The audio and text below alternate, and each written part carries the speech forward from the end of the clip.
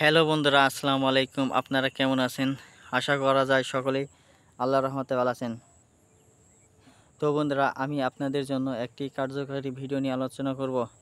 তো বন্ধুরা, এই ভিডিওটি তাদের জন্য উপকার আসবে যারা নাকি কৃষিকাজ করতে আগ্রহী।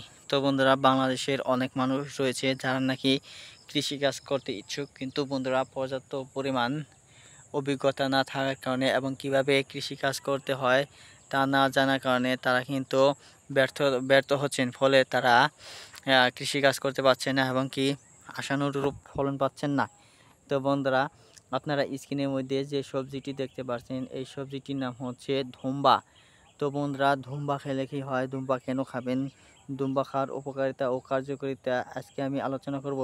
যদি বন্ধুরা আপনারা নিয়মিত ধুম্বা খেতে পারেন, তাহলে কিন্তু বন্ধুরা এই ধুম্বা খাওয়ার ফলে আপনাদের মুখের স্বাদ রয়ে যাবে এবং কি এই ধুম্বা এতই পরিমাণ সুস্বাদু এবং পুষ্টিকর যে বন্ধুরা আপনাদের ভিটামিনের অভাব দূর হবে। এই ধুম্বা কিন্তু বন্ধুরা বাজারে অনেক সময় চড়া দাম থাকে, সেই চড়া দামে কিন্তু বন্ধুরা আপনারা সেই সময় যদি ধুম্বা আবাদ করতে পারেন, তাহলে কিন্তু বন্ধুরা চড়া দামে আপনারা ধুম্বাগুলো বিক্রি করতে পারবেন। এই ধুম্বা বিক্রি করার ফলে আপনারা কিন্তু বেকারত্বের সমস্যা দূর করতে পারবেন খুব সহজেই। তো বন্ধুরা, ধুম্বা চাষ করার নিয়ম হচ্ছে বন্ধুরা, এই যে এরকম টাল রয়েছে, এরকমভাবে টাল দিতে হবে। দেখতে পাচ্ছেন, একে জাংলা বলা হয়।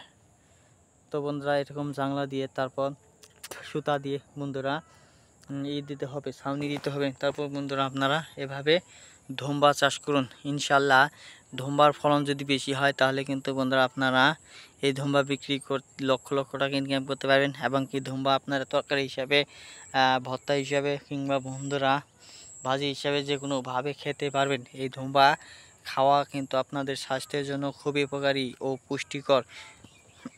ধন্যবাদ আপনাদেরকে।